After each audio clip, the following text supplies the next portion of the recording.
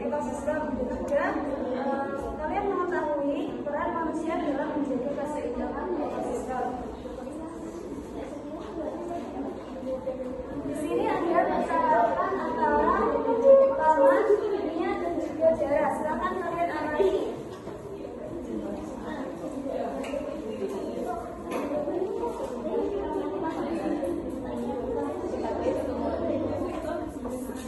Dari gambar tersebut dapat kita simpulkan bahwa jari-jari makanan sangat erat kaitannya dengan populasi makhluk hidup, karena proses ini menggambarkan populasi makhluk hidup dalam suatu ekosistem.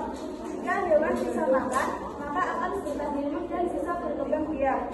Kemudian jika hewan dimakan, maka jumlahnya akan semakin berkurang. Semua ini berlangsung secara alami dan membuat ekosistem tetap seimbang. Dengan keseimbangan ekosistem yaitu jari-jari makanan membantu tetap terkendalinya pertumbuhan makhluk hidup. Dengan adanya makhluk hidup yang menjadi sumber makanan, maka populasi makhluk hidup yang lain akan tetap terjaga. Jika salah satu komponen hilang, maka dapat menyebabkan hilangnya satu sumber makanan. Hal ini akan berdampak pada keseimbangan jari-jari makanan. Nah, ini contohnya.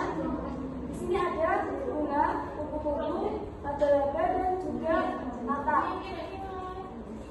Jika lahan untuk pertumbuhan bunga berkurang, maka akan terjadi persaingan memperebutkan makanan antara kupu-kupu dan juga semut. Hal ini akan menyebabkan menurunnya populasi semut dan juga kupu-kupu. Tidak sampai di situ, hal ini akan berdampak juga pada populasi laba-laba yang membutuhkan kedua hewan ini sebagai sumber makanannya. Kemudian, jika ada penangkapan kupu-kupu yang menyebabkan berkurangnya populasi kupu-kupu, maka laba-laba akan sulit mencari makan. Dampaknya adalah menurunnya populasi laba-laba di ekosistem tersebut. Kemudian, muncullah kata sebagai anggota budidaya yang menyebabkan adanya persaingan baru dalam memproduksikan makanan. Kata juga memakan kata akan bersaing dengan laba-laba untuk mendapatkan kupu-kupu. Kata juga akan bersaing dengan burung untuk memakan laba-laba. Dan tadi kan kalian sudah mengamati percakapan antara taman dan udara. Sekarang silakan kalian menganalisis dampak ketidakseimbangan ekosistem pada sawah taman dengan menuliskan kemungkinan yang terjadi pada kasus di sini sekitar 4 kasus. Silakan kalian tulis di buku kalian dan kolom seperti ini. Kalian tulis di kolom sebelah ini kasus 1 sampai dengan kasus 4. Ya, paham? Iya, Bu. Silakan dikerjakan. Iya, Bu.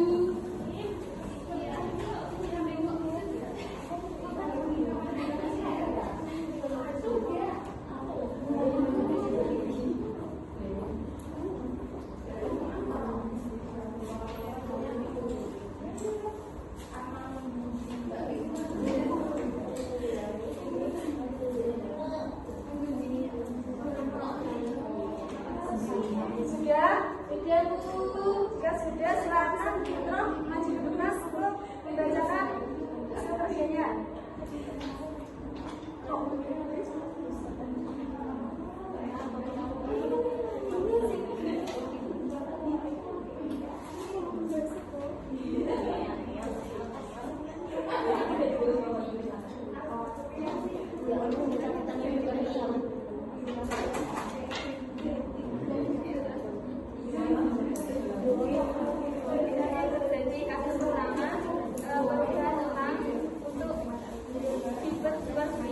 Jika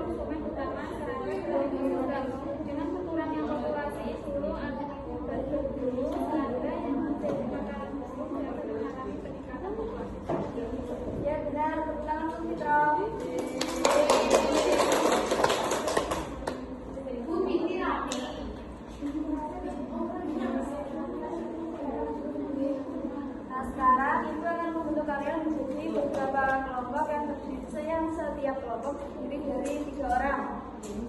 Kelompok 1, 1, 2, 3, kelompok belakangnya 1, 2, 3, dan seterusnya gitu ya.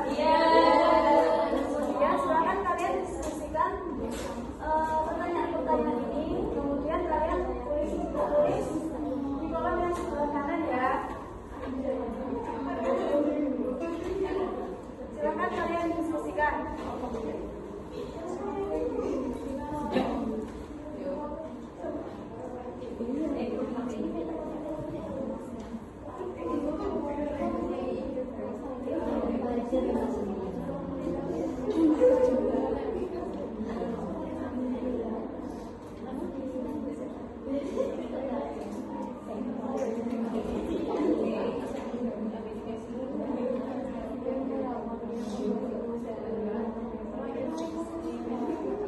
Sudah selesai semuanya? Sekarang Ibu minta kelompok 1 untuk maju ke depan membacakan hasil diskusinya.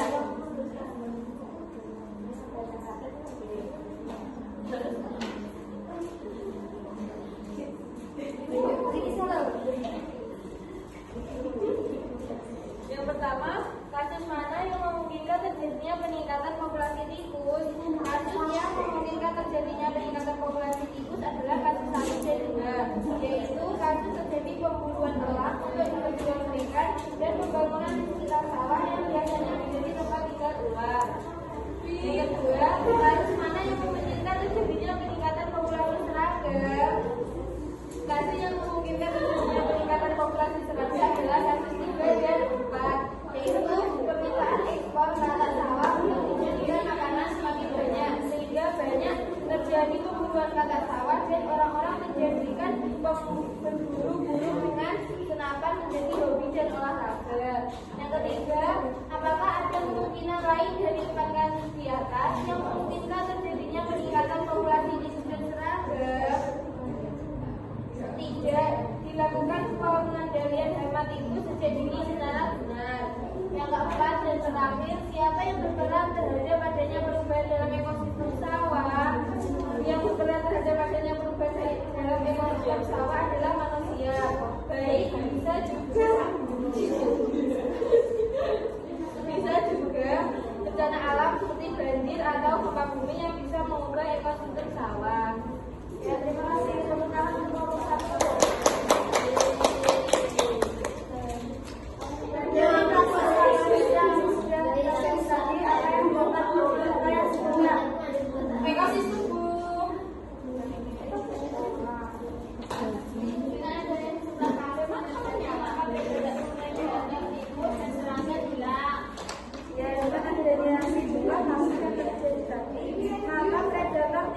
Serangga akan hilang sehingga tikus dan juga serangga akan populasinya akan semakin banyak dan akan meninggalkan terjadinya hama.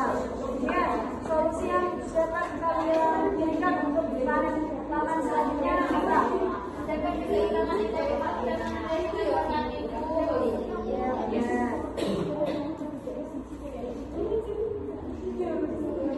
Penyebab dari ketidakseimbangan ekosistem umumnya berikut pada ekosistem bisa terjadi karena adanya bencana alam dan ulah manusia. Bencana alam seperti meletus, kebakaran hutan, kemarau panjang dapat merusak ekosistem karena banyak makhluk hidup yang akan mati. Namun fenomena alam kebakaran panjang dapat memberikan keuntungan tersendiri bagi ekosistem tersebut karena di sekitar gunung yang meletus seiring dengan berjalannya waktu akan menjadi tanah yang subur untuk pertumbuhan aneka macam tumbuhan. Kemudian banyak ulah manusia di bumi ini yang membuat perubahan dari ekosistem dan menyebabkan terjadinya keseimbangan jaringan makanan dari jaringan makanan yang ada di alam. Dan tersebut merupakan contoh perubahan yang mengganggu keseimbangan ekosistem. Yang pertama yang beberapa kebakaran, ya selanjutnya Penangkapan hewan. yang ketiga dan yang keempat